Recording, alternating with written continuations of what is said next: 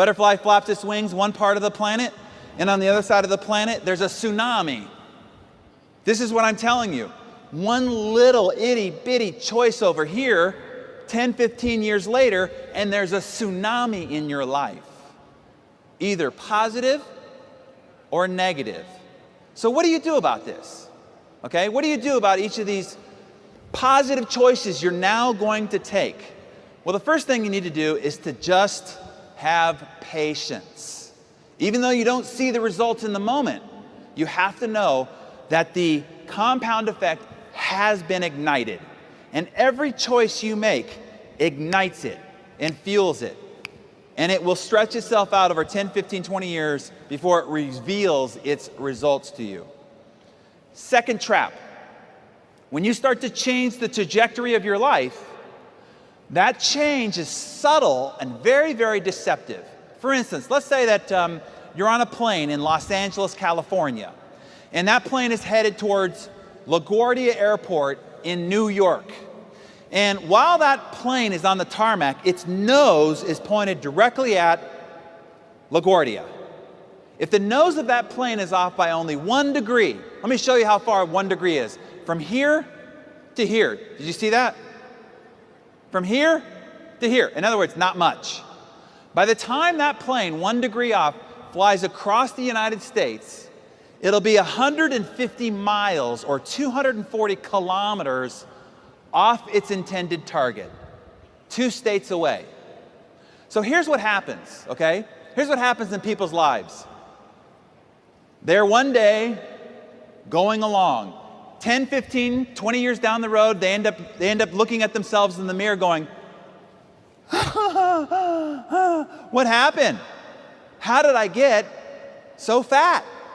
How did I end up divorced? This is the person I said was the love of my life. How did I end up estranged from the people I said were most important to me in my life? Look, here's the reality. You might not have done anything really bad. You might have only been 1 degree off.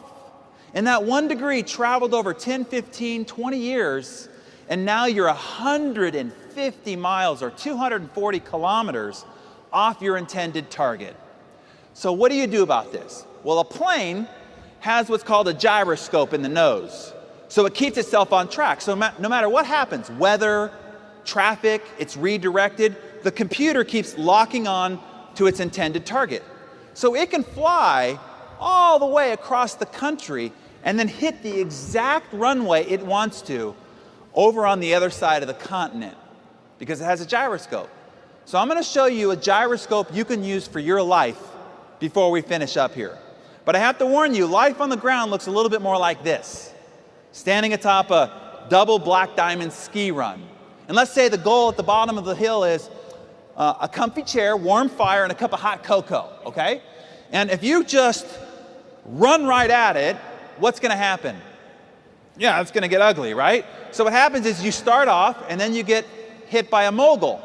And the mogul just pushes you over in this direction. Now, a lot of people end up just skiing off the mountain, right? Instead, you have to adjust. And you ski a little bit, and you get hit by another mogul. And you're like, I see my goal, I have to adjust. And you'll notice, if you look at the line from the top to the bottom, you'll notice that you are off track more than you're on track. So what I'm telling you is, you will be off track often. But the key is what? Get back on track. And the more time you spend off track, you'll spend more time coming back to the track. The difference between how long it takes for you to get from the top to the bottom will depend on how much time you spend off track. So the key is to get back on track. Here's the third trap, immediate gratification. And as a Western civilization, we are addicted to immediate gratification. We're trying to pleasure ourselves at every single moment. So let's say at the end of a nice meal, you're presented with a choice. Grandma's warm chocolate cake or a glass of water. What are you going to choose? Well, what do you get if you choose the chocolate cake? Joy. You get joy. You get like this oral sensation of epic proportion. That's what you get.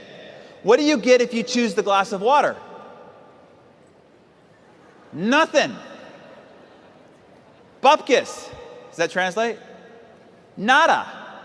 Right here, this is the biggest problem you will have in making good choices. Because if you make a poor choice, you're rewarded.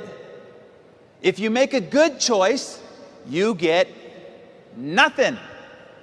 And that is hard for our emotional and psychological selves to take. And we come by this addiction to pleasuring ourselves very early in life. So what you're doing all day is you're walking through this minefield of solicitations on your immediate gratification. And your ability to have self-control and to withstand these solicitations is going to come down to a couple of factors. This is the great paradox that you have to understand. What gives you short-term pain, having the glass of water, making the call you don't want to go to, going to the meeting you didn't want to go to, creates long-term pleasure. What creates short-term pain, going to the gym, saying you're sorry, creates long-term pleasure. Now, my mentor, Jim Rohn, put it this way. He said, in life, you will suffer one of two pains. And right there is great wisdom. When he said, in life, you will what? Suffer, man. You're not going to get around it. But you get to pick your suffering. The pain of discipline or the pain of regret. And as Jim put it, he said, the pain of discipline weighs ounces. Picking up the phone, going to the meeting, saying you're sorry. But the pain of regret weighs tons. My whole goal throughout the day was to make miracles.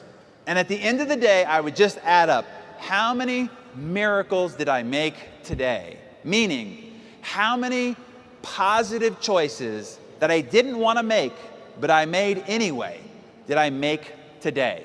And if you start taking an account of when you choose short-term discipline versus long-term regret, then you'll be on the right track.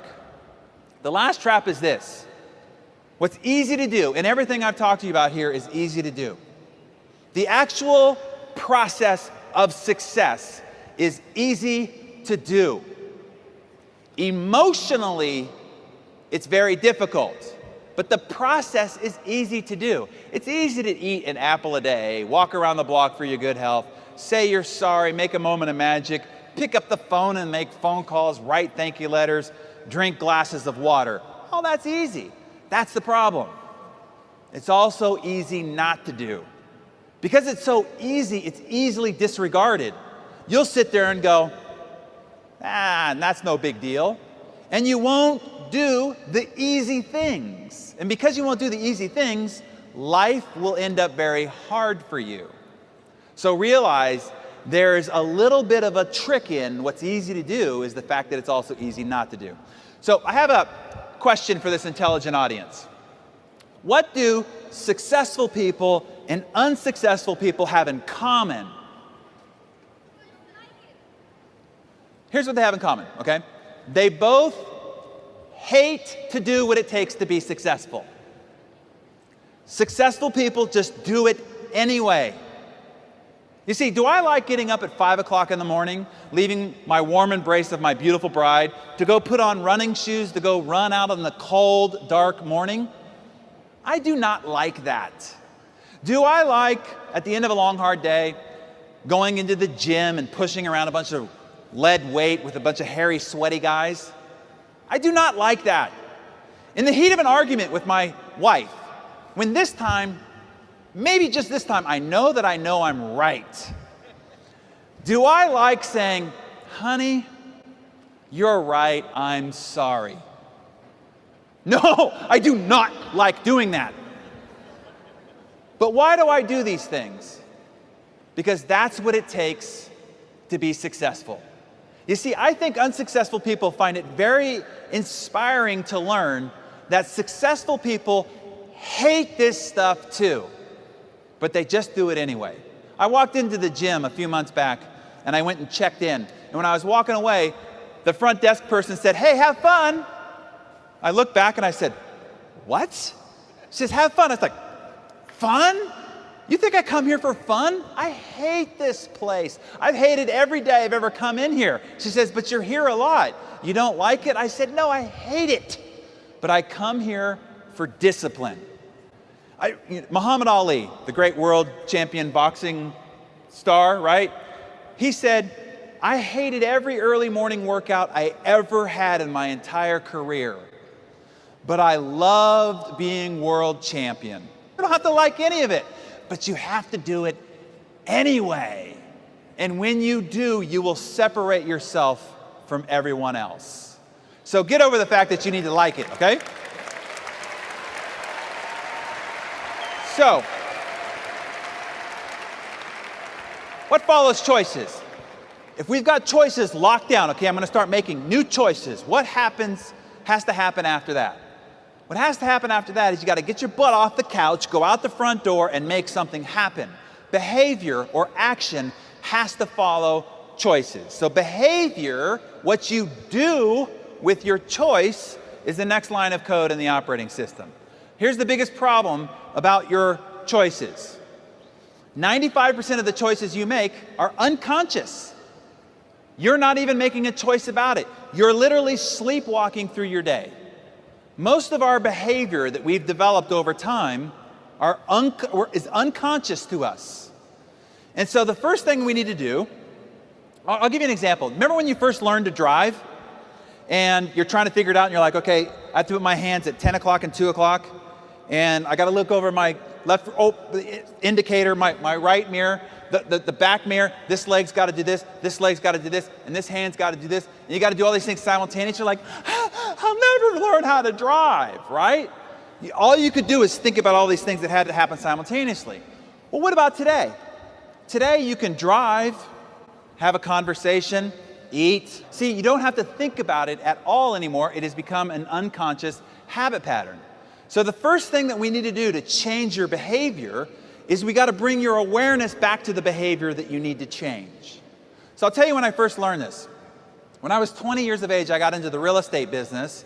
And the first year in business, I did really well. And I'm meeting with my CPA, the accountant, to figure out my taxes. And he's pushing all these buttons and the tape's going like this. And he's giggling, laughing, having a good old time while I'm sitting there waiting for his ultimate results. And at the end, he says, congratulations, son. You owe over $100,000 in taxes. I said, I'm only 20 years old, right? He's like, I don't have $100,000 just lying around. He's like, why? You earned several times that. Of course you set aside the money to pay your taxes. And I said, does this stupefied look indicate that I've saved the $100,000? And that's when he did a great favor. He pushed himself from his desk. He stood up and he pointed his finger at me and he said, son, you've got to stop it. I've seen this 100 times. You keep on this continued behavior and you will dig your financial grave with your own wallet. You've got to get a grip. And then he put his finger on what has become the most powerful personal development tool I've ever discovered. Now you have to know, I've been in the personal development industry for 20 years. I've seen, read, heard, been sent everything there is on the planet. And this is the most powerful. He put his finger on a 50-cent notepad and he slid it across the desk. And he said, son, I want you to write down every single penny you spend for the next 30 days. He said, I don't care if it's $2,000 for a new suit. You buy a pack of gum at the convenience store. You put 50 cents of air in your tires. You buy a round of drinks for your buddies. Everything goes on that notepad. And I said, yes, sir. And it wasn't but a week and a half after writing down everything that I was spending and then looking at it, how money had just been pouring out of my pockets without me even knowing it. So I went from earning a lot of money to being worth a lot of money on the same amount of money because I changed my behavior and I didn't even know that my behavior was out of whack. So whatever you want to change, you want to change your diet? Start writing down everything you put into your face. You want to change your fitness? Write down every exercise that you end up doing. You want to change your relationship with your spouse? Figure out what